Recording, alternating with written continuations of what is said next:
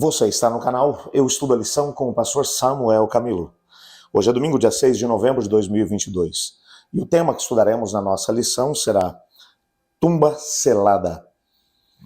O texto que serve como base para o nosso estudo de hoje encontra-se em Mateus capítulo 27, versos 62 a 66, que diz assim: No dia seguinte, que é o dia depois da preparação, reuniram-se os principais sacerdotes e os fariseus e, dirigindo-se a Pilatos, disseram-lhe: Senhor, lembramo-nos de que aquele embusteiro, enquanto vivia, disse: Depois de 3 dias ressuscitarei.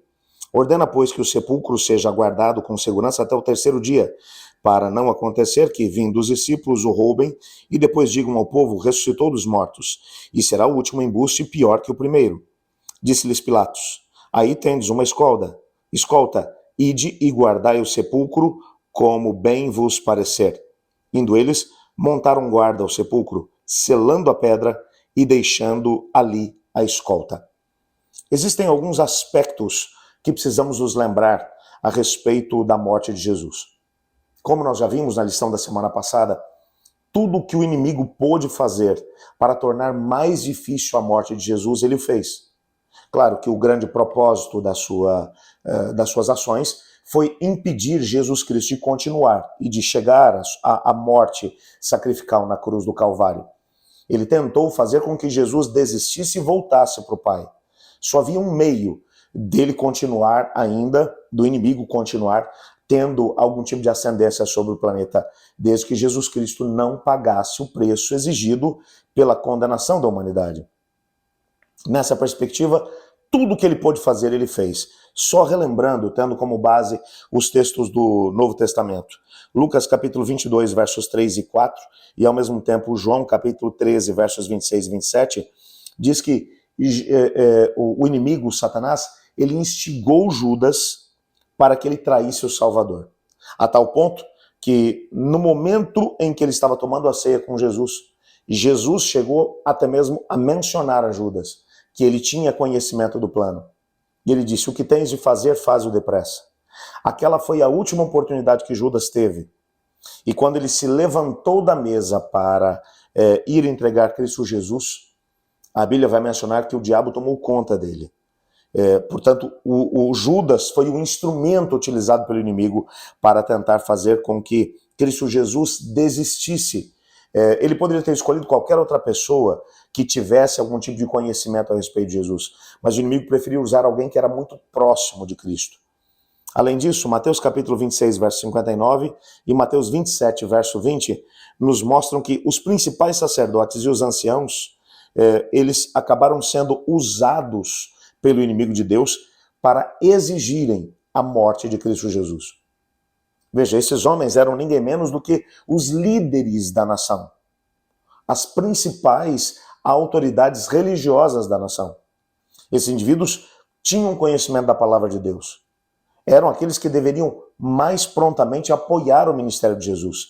E eles é que exigiram a sua morte na cruz do Calvário.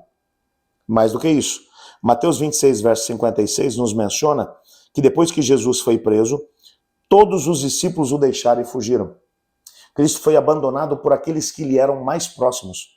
Durante 3 anos e meio, esses indivíduos haviam seguido com Cristo Jesus, haviam comido com ele, andado com ele, ouvido a respeito dele, tinham tido a oportunidade de conhecê-lo melhor do que qualquer outra pessoa dentro do contexto do planeta. Tinham sido escolhidos por Jesus com um propósito, com uma missão.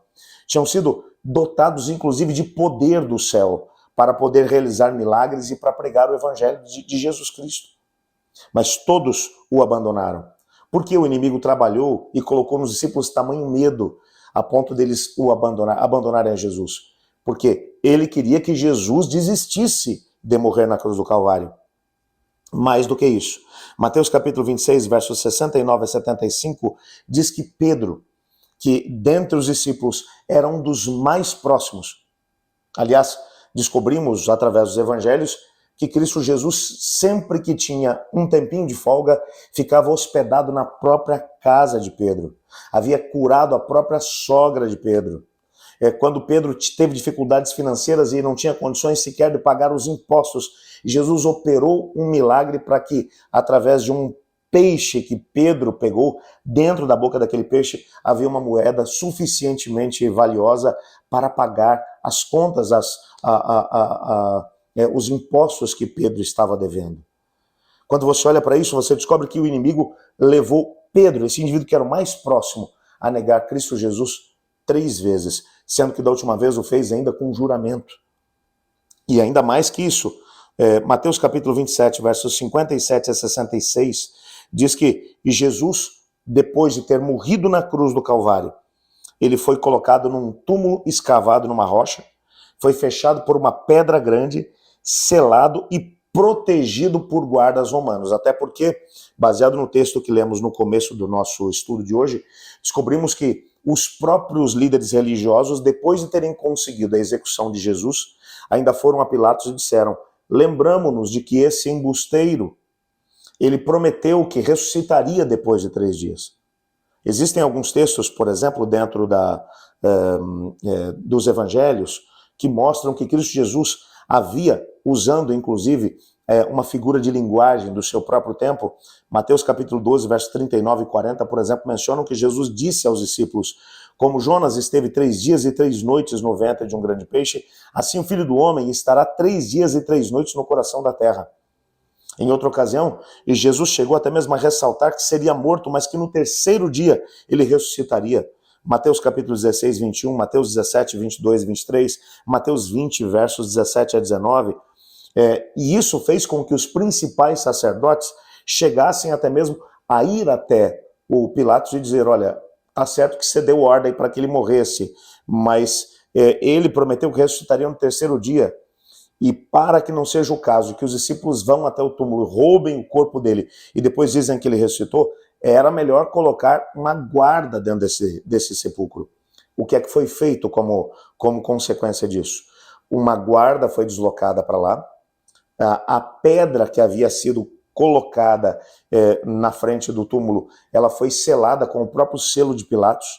Portanto, se qualquer pessoa mexesse na porta ou naquela pedra, o selo se romperia e se saberia que alguém havia entrado ali dentro.